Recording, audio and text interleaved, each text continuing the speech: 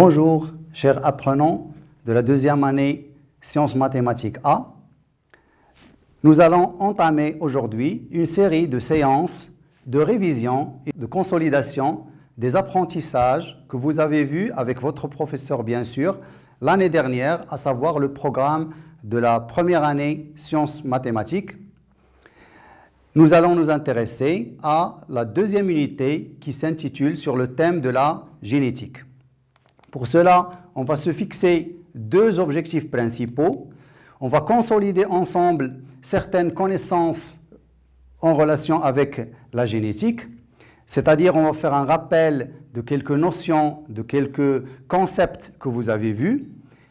Et par la suite, on va consolider certaines habiletés, par exemple le raisonnement scientifique, la communication scientifique, les communications plutôt parce qu'il y a plusieurs communications et vous apprendre en quelque sorte, vous faire exercer à s'exprimer de façon claire et explicite et bien. Donc, on va commencer notre séance par la révision de l'unité 2 qui s'intitulait l'année dernière « La nature de l'information génétique et mécanisme de son expression ». Et par la suite, vous avez vu avec votre professeur, bien sûr, le génie génétique.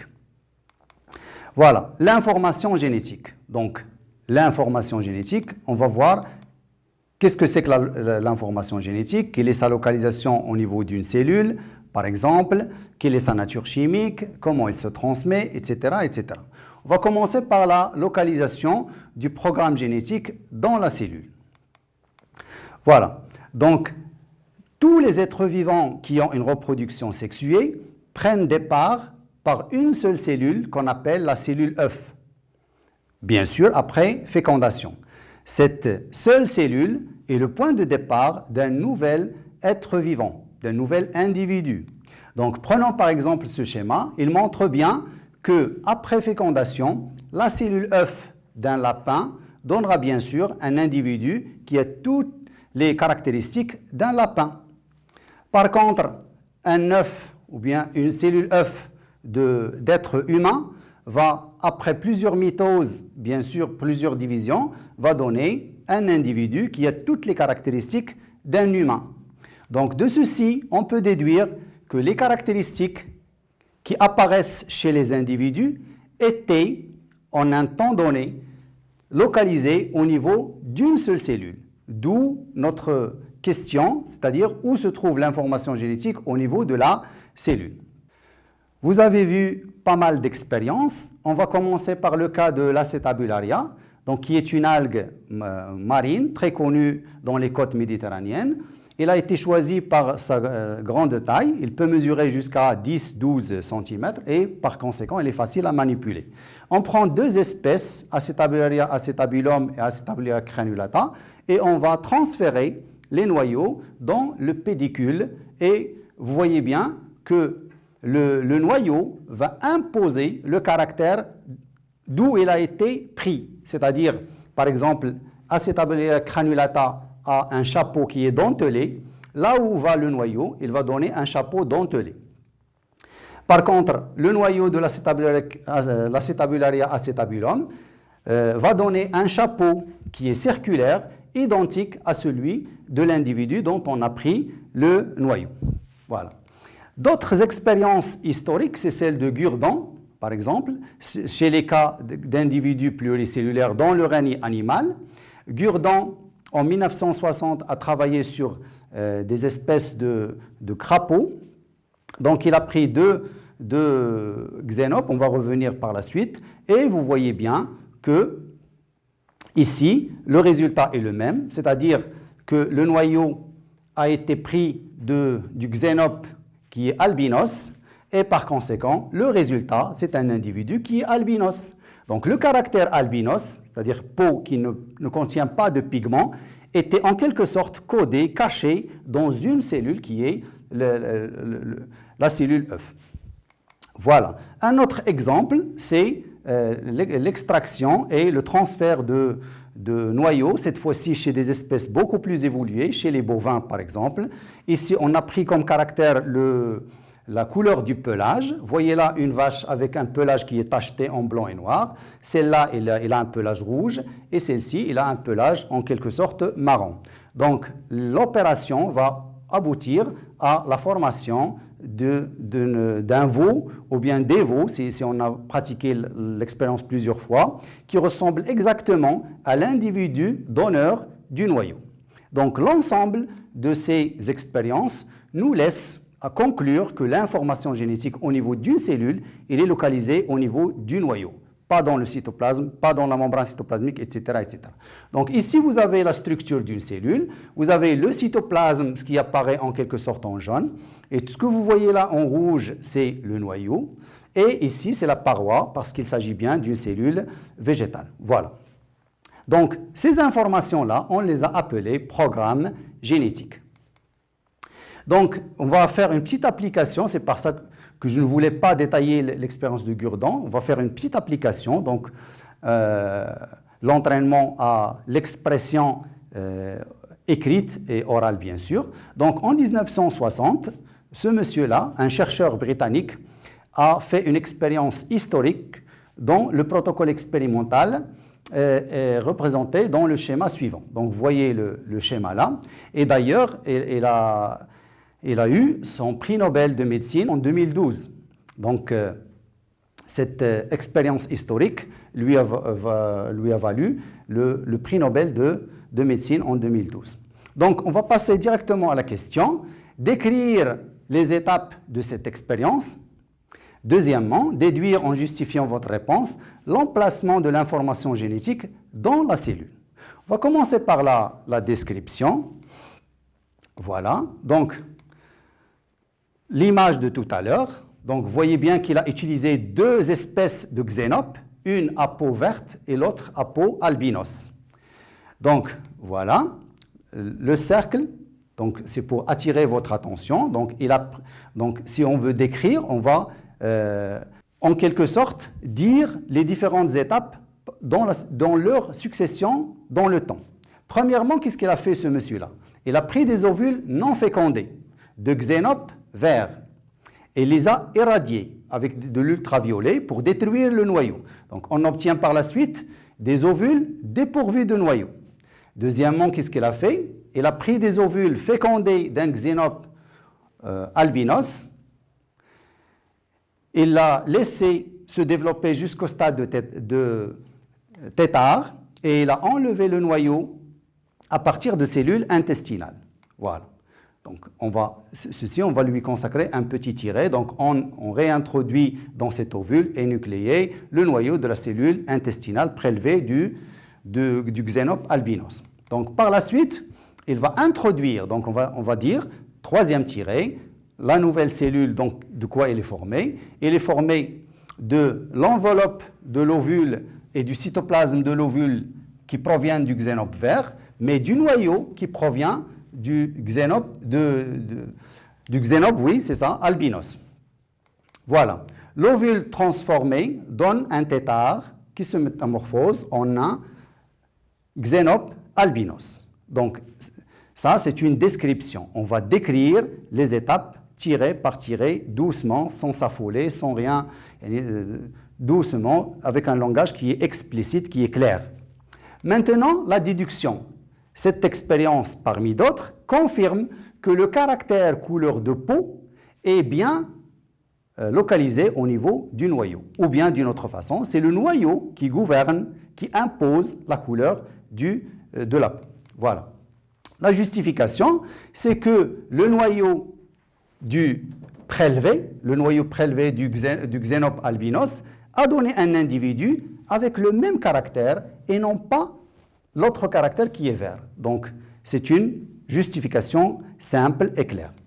Voilà, donc on va passer maintenant aux différentes étapes. Donc, à partir de la cellule œuf, il y aura division, des milliards et des milliards de divisions pour donner un individu. Donc, on va étudier ce processus de division qu'on appelle mitose. Ici, par exemple, rappelez-vous la diapo de tout à l'heure, à partir d'une seule cellule, on va obtenir des milliards de cellules par de simples divisions qu'on appelle mitose. Donc la mitose, elle a la caractéristique de donner deux cellules filles identiques, filles bien sûr, à partir d'une cellule mère. On va voir comment et quelles sont les étapes. Donc la mitose, comme vous l'avez vu l'année dernière, se compose de 4 étapes. La prophase, donc la prophase, il y aura condensation de la chromatine et sa transformation en chromosome avec deux chromatides, bien sûr, naissance ou bien construction d'un fuseau de division et disparition de la membrane nucléaire.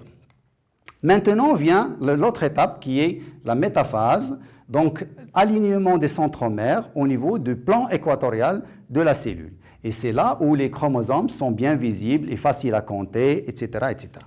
Donc ici, vous avez la troisième phase qui est l'anaphase. À ce stade-là, on va assister à une fissuration du centromère et séparation des chromatides filles. On obtient deux lots identiques, chacun va migrer vers un des deux pôles de la cellule. Vient par la suite la dernière phase qui est la télophase.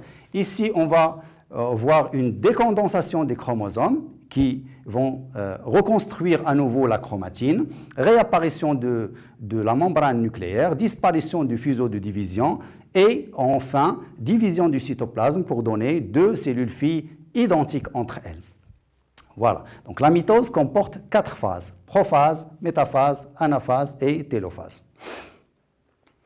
Voilà, donc il y a quelques exceptions ou bien quelques différences entre la cellule animale et la cellule végétale. Donc le schéma général il est le même, sauf que chez la cellule animale, le fuseau de division ou bien le fuseau mitotique naît à partir d'un organite qu'on appelle le centromère.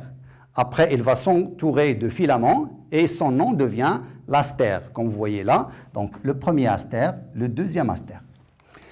Donc, la deuxième différence, c'est que pendant la télophase, lorsque la cellule animale veut se diviser, il y aura un étranglement équatorial. C'est comme si on étrangle la cellule par le milieu. On appelle ce phénomène-là l'étranglement équatorial. Et il y aura division de la cellule mère en deux cellules filles. Alors que chez la cellule végétale, il n'y a pas de centromère, il est remplacé par ce qu'on appelle la calotte polaire.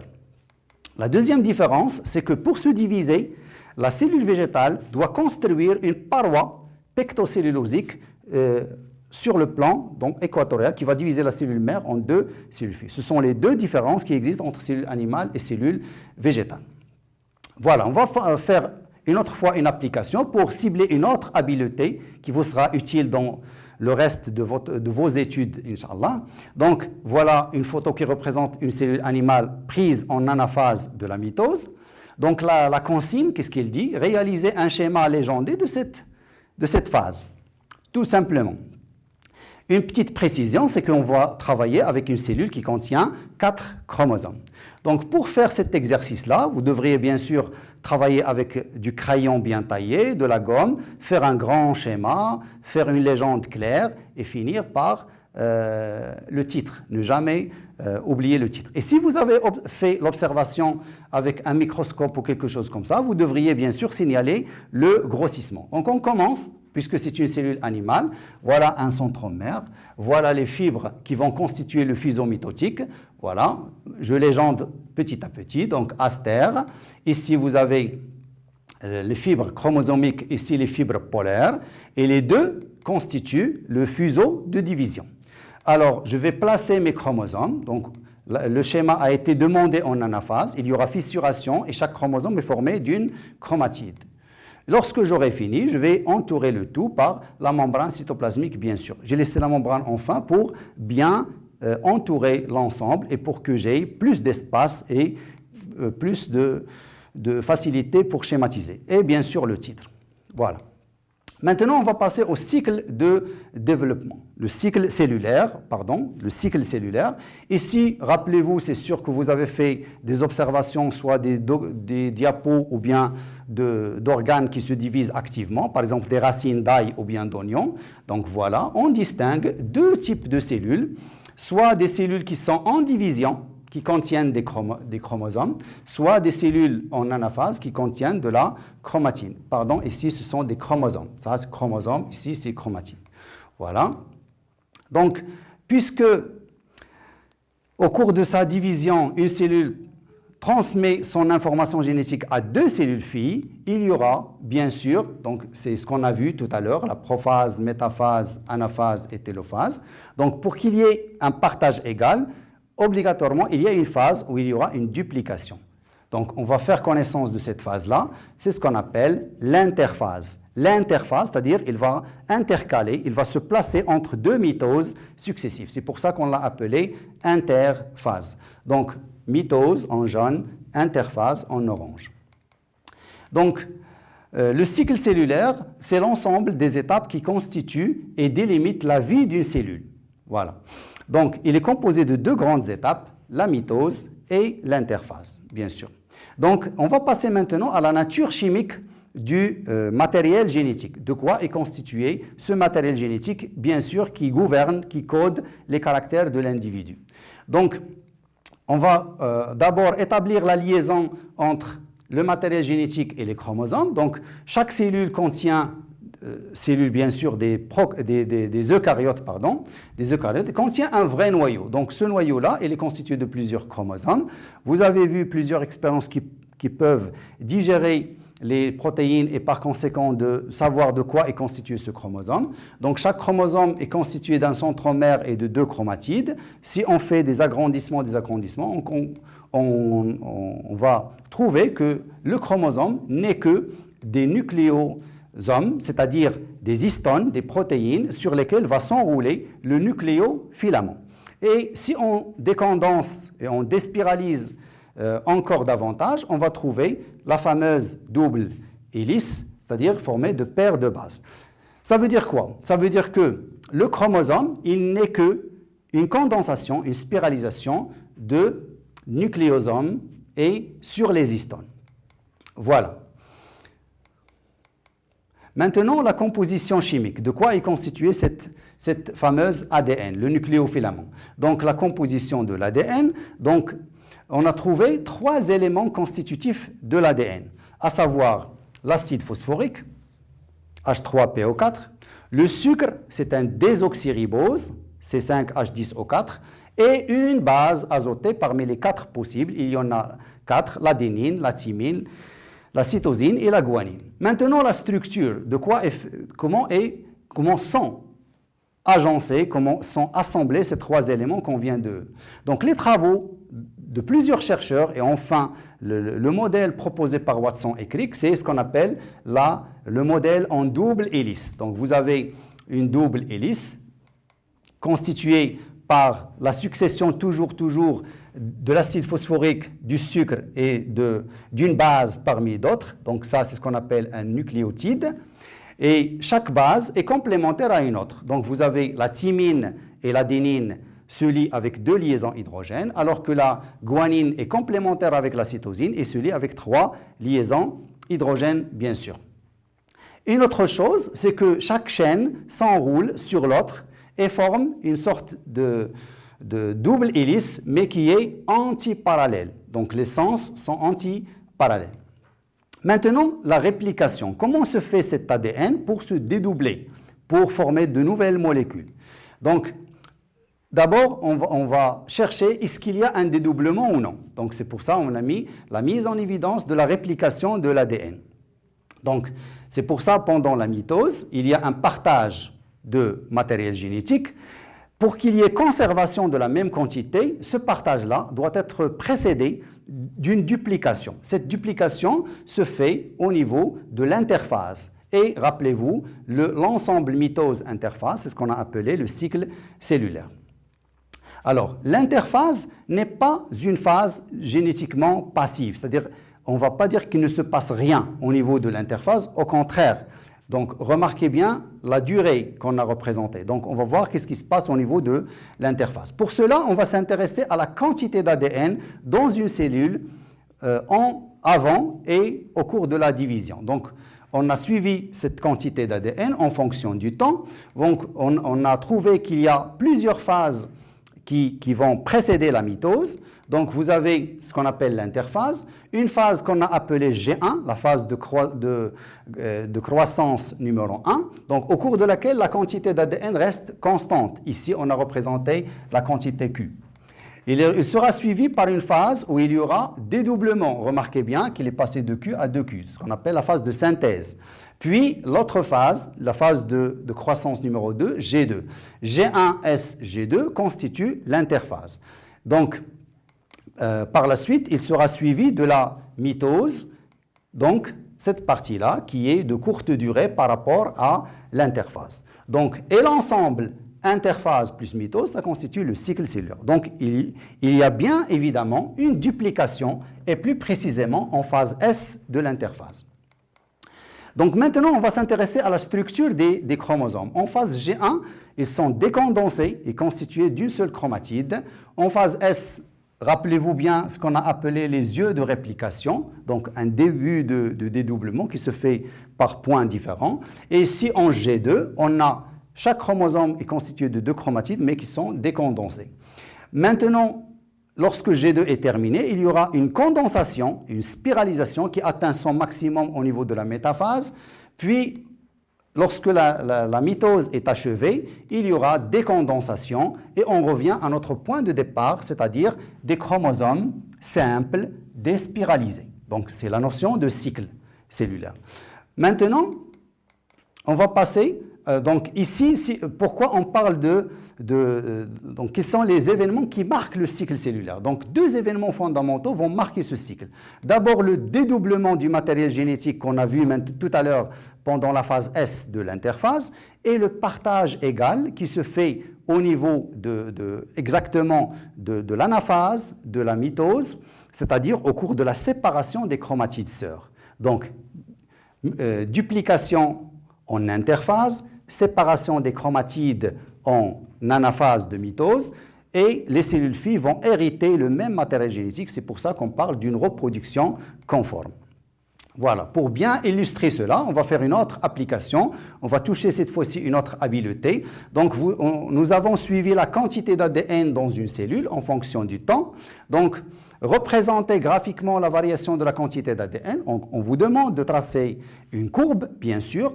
Donc, placer sur le graphique l'interphase, la mitose, le cycle cellulaire, sachant que ce cycle commence à 3 heures et la mitose dure 3 heures également. Donc, pour ceci, vous devriez choisir une échelle. S'il n'a pas été donné par votre professeur, bien sûr, vous devriez choisir l'échelle. Vous devriez tracer votre repère, l'axe des X, vous placez le temps, l'axe des Y. Donc, et ainsi de suite, vous allez placer des points au fur et à mesure. Donc, lorsque vous avez représenté vos points, vous allez les joindre, et ainsi de suite, soigneusement, sans se précipiter pour avoir une bonne représentation graphique, bien sûr. Et, bien sûr, le titre, la variation de la quantité d'ADN en fonction du temps. Ça, c'est la première consigne. Maintenant, on va placer les termes qui nous ont été demandés. Voilà, ici, c'est l'interphase, ici, c'est la mitose, et l'ensemble, ça constitue le cycle cellulaire. Voilà, maintenant le mécanisme de réplication. Donc le mécanisme de réplication, il se fait bien sûr au niveau du noyau pendant la phase S de l'interphase. Donc on va partir d'une molécule initiale, une molécule mère.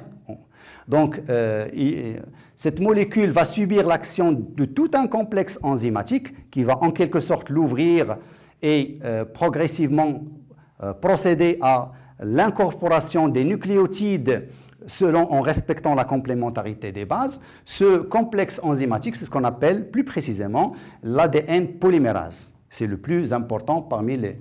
Donc, au fur et à mesure de la polymérisation, c'est-à-dire l'incorporation des nucléotides, il y aura naissance de nouveaux brins à partir de brins anciens. Donc, ce que vous voyez en bleu, ce sont les brins matrices ou bien les anciens brins. Ce que vous voyez en jaune, ce sont les brins néoformés, et par complémentarité, bien sûr. Donc, vers la fin, on obtiendra 2 molécules filles identiques entre elles et identiques à la molécule mère. Donc, c'est ça le secret de la reproduction conforme. C'est que chaque cellule fille va hériter une de ces molécules filles. Voilà. Donc, Le mécanisme de réplication, il est semi-conservatif. Cette notion est très très importante parce que chaque molécule phi est constituée d'un brin ancien et d'un brin néoformé. Voilà, on va faire une petite application. Donc vous avez la courbe qui représente la quantité d'ADN. Vous avez des segments A, B, C, D, E. Donc la consigne, qu'est-ce qu'il dit? Attribuer aux lettres A, B, C, D et E la figure qui correspond à chaque cellule. Donc ici, vous avez une relation entre la quantité d'ADN et l'aspect du chromosome. Montrer comment la mitose permet la transmission de l'information génétique. Voilà. Donc pour attribuer, donc voilà, donc la bonne réponse A, B, C et D. Donc ici, chromosome déspiralisé avec une seule chromatide, apparition des yeux de réplication. Ici, chaque chromosome est formé de 2 chromatides, mais il est déspiralisé. Ici, le début de la spiralisation qui atteint son maximum sur la métaphase. Ici, c'est la télophase, bien sûr, un chromosome avec une seule chromatide décondensée. Voilà.